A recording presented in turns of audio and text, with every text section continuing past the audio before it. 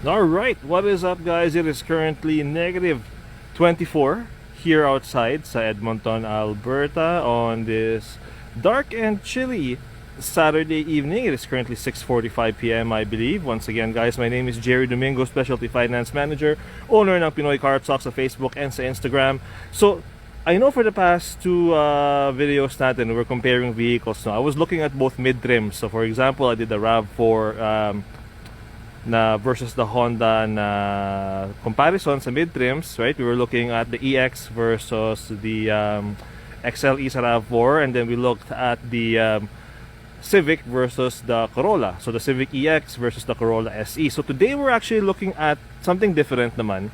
So we're looking at these two CRVs. Now the main difference between these two is yung comparison video natin for tonight is for the top trim levels. So I rarely do top trim levels because, you know, as you guys know, majority of my clients are mga pangmasa, and most often than not, these vehicles are often out of the approval and sa budget ng mga kliyente ko. But I do have a certain client right now who was curious about the top trim levels, and na-review ko na yung kanilang file, and I'm confident na I can get them approved for the Touring or the Black Edition. No? So they were considering the EXL versus the Touring.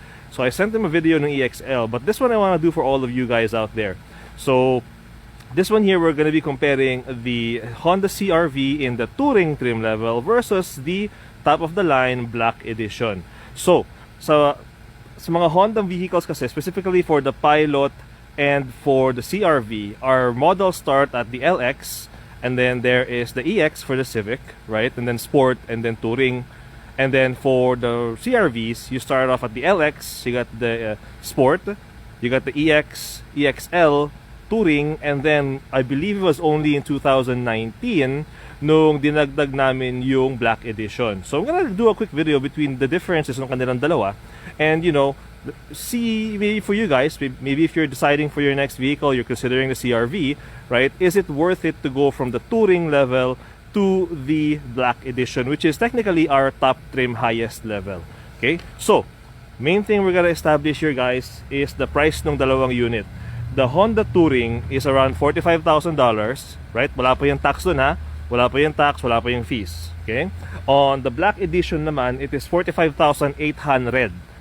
Okay, so there's a $800 difference sa kanilang dalawa. And again, these two vehicles are the top trim levels when it comes sa Honda vehicles.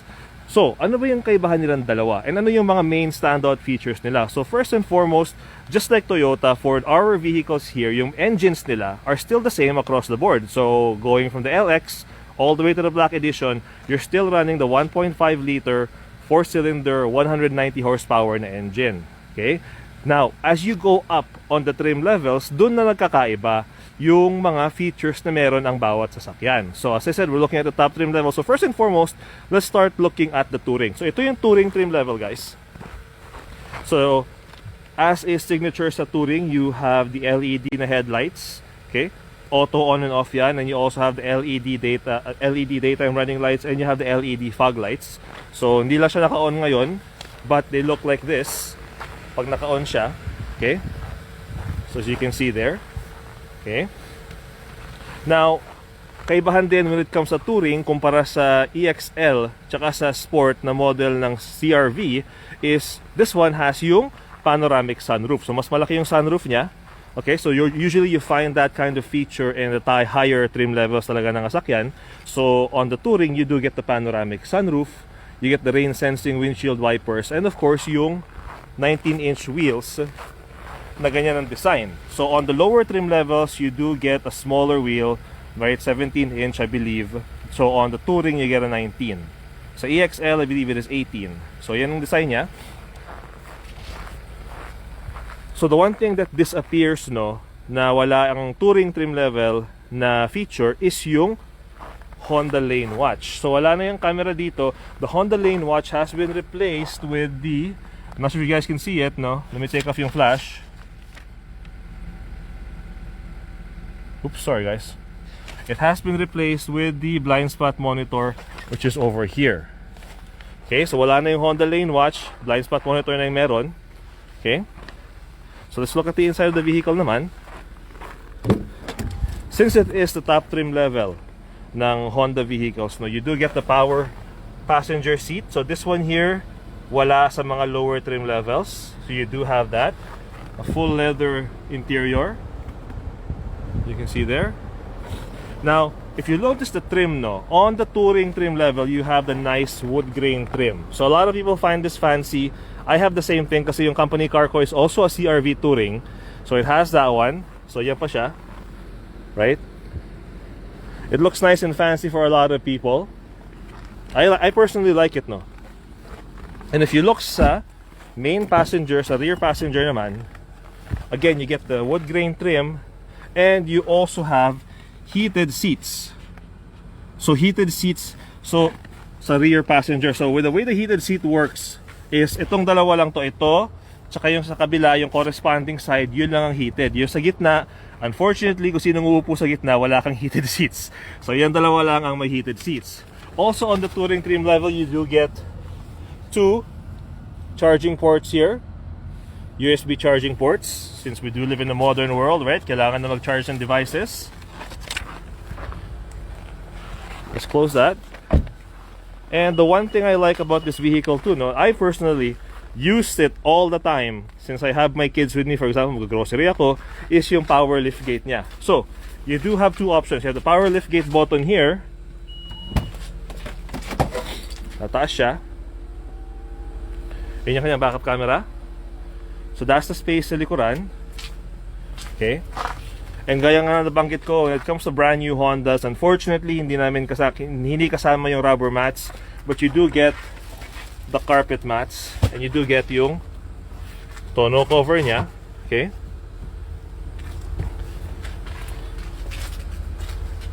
So this is programmable here, so you can program yung height kung gusto mo. So that's one way to open yung likod niya. And for people like me, for example, nag-grocery ako, right? And I'm the kind of guy who doesn't like to make multiple trips. Gusto ko isang hatak lang, isang, you know, lahat ng supot, and that's it. So what you do, you can also use your foot.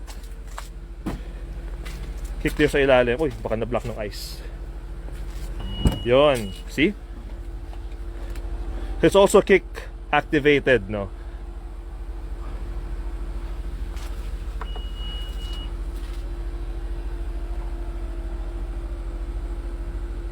So yung ano, yung rear power lift gate na pwede mong mati-trigger just by kicking here. Yan, gaganyan mo na sa ilalim. See? Yan is only available sa touring. So sa EXL, we have a power lift gate pero wala siyang yung kick activated. Punta naman tayo sa driver's side. On the driver's side, you get the power driver seat, you get the lumbar support, which is itong button na to. Para sa lower back mo yan, nag-drive ka. You get the programmable driver seat. You can set yung settings, no, yung distance and yung height ng upuan for 2 different drivers.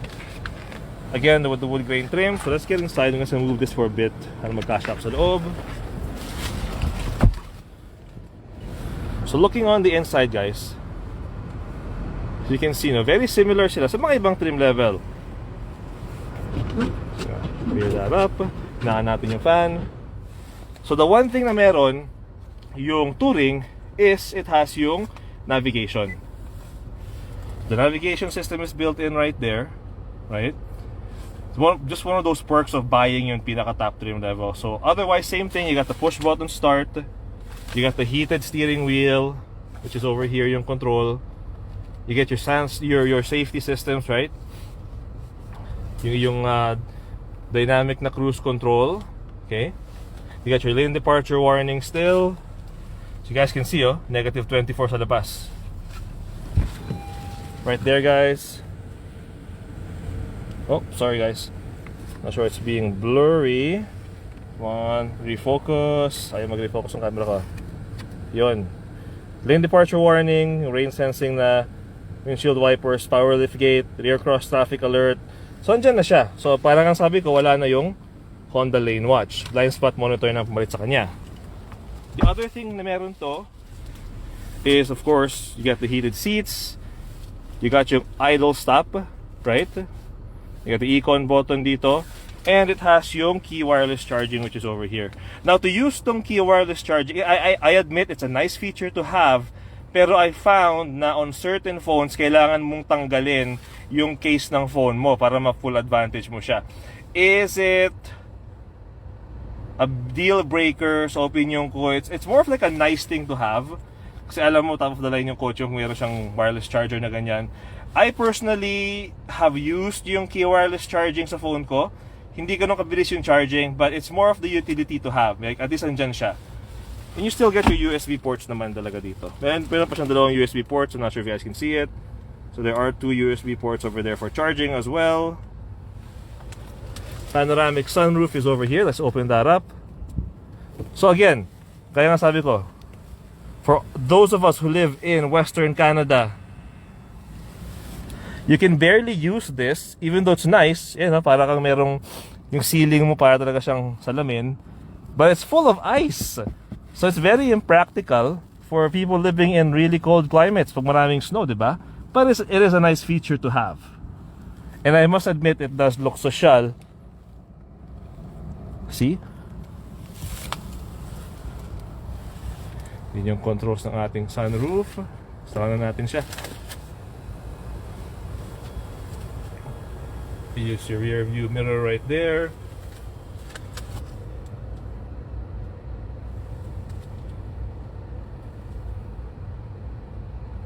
And pakita ko na rin yung view ng kanyang backup camera, okay? So, hindi na rin tayo. So yun yung kanyang backup camera right there. Now, the one thing that it doesn't have, no, I must admit, na would be nice sana, would be yung 360-degree camera, which I know other vehicles have, right? Kasi nakabenta na ako ng mga vehicles na yon. So, it is one of those features na wala sa top-of-the-line trim level namin sa Honda. So, yan siya.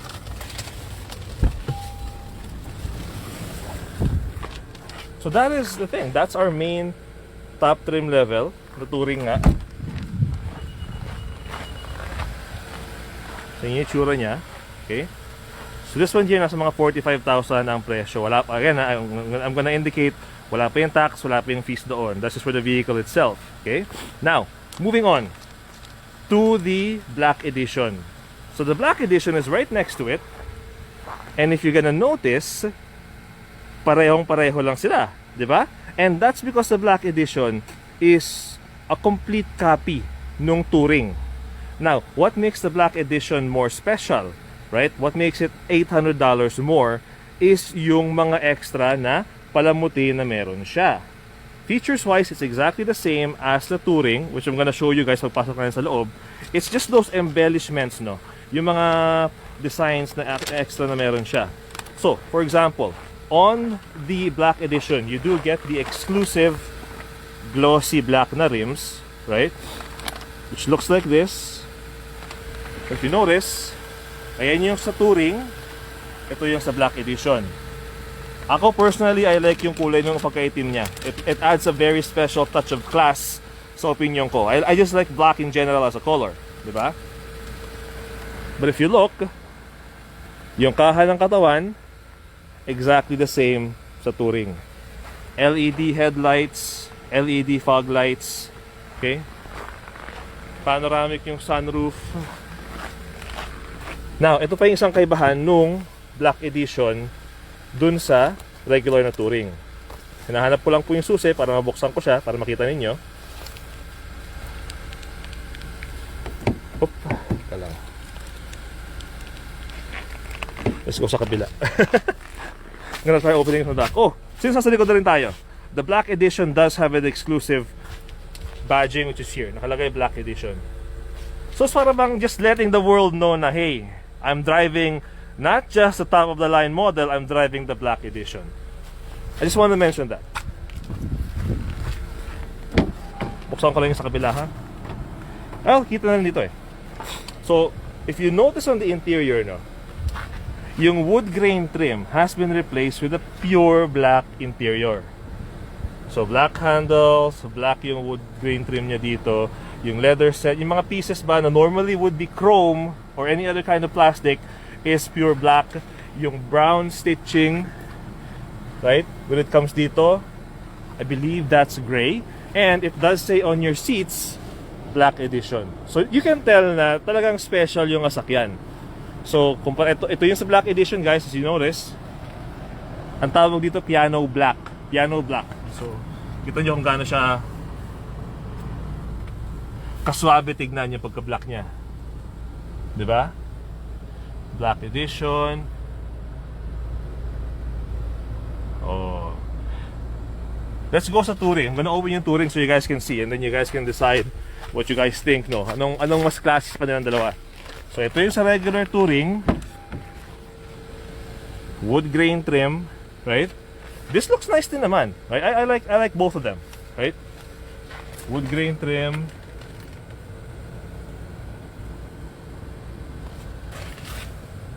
Sa loob, right? You don't have that nice black edition badging sa upuan mo.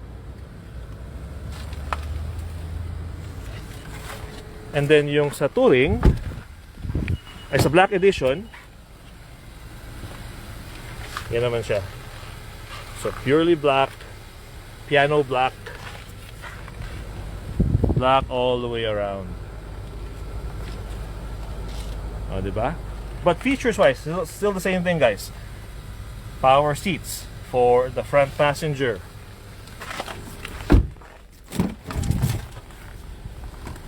Still heated seats for the rear passengers. Diba? Still the panoramic sunroof. Now, take a look at the other side naman. Ito naman yung sa ating regular edition. Okay? Very similar. But, one thing you're gonna notice too, take a look sa bubong. This one here, guys, gray yung bubong niya, diba? Gray yung bubong. Ito yung nagustuhan ko sa black edition, besides the rims. Here, even the roof is black. So it really gives yung vibe na iba. Yung talagang fully black yung interior niya, diba? Ewan ko sa opinion ko, maganda siyang tignan.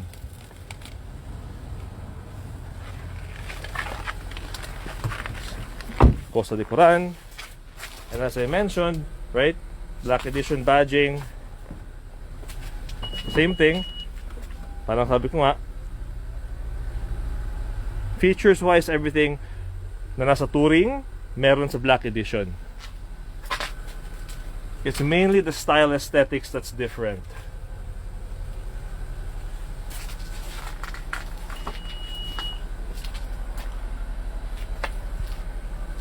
Diba?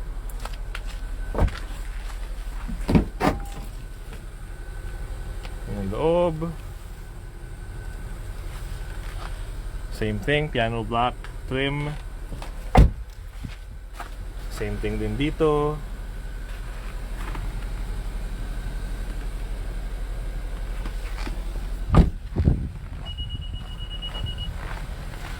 So, now you guys have seen it. Now, the one thing I am gonna mention though, when it comes to the black edition, there are only two color options available. You can have the Blizzard Pearl White or black. That's it. On the black edition is black or white. Yun lang. On the touring trim level, this comes in red, silver, black, red, silver, white, gray, yung other shade ng gray, I forgot the marketing name for it. Okay?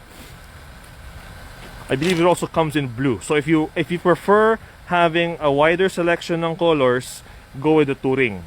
If you like yung finesse design-wise, yung aesthetics ng all black na interior, then go with the black edition. Now, for comparison's sake, I'm gonna show you guys yung black version nito. Kasi doon, I think, yun ang mas maganda. So, we have one here sa labas. I just don't have the keys kasi nabenta na siya. Same thing ng black edition na isa, na white, nabenta na siya. But this is the black one, and I think it looks really beautiful. There you go. So black edition,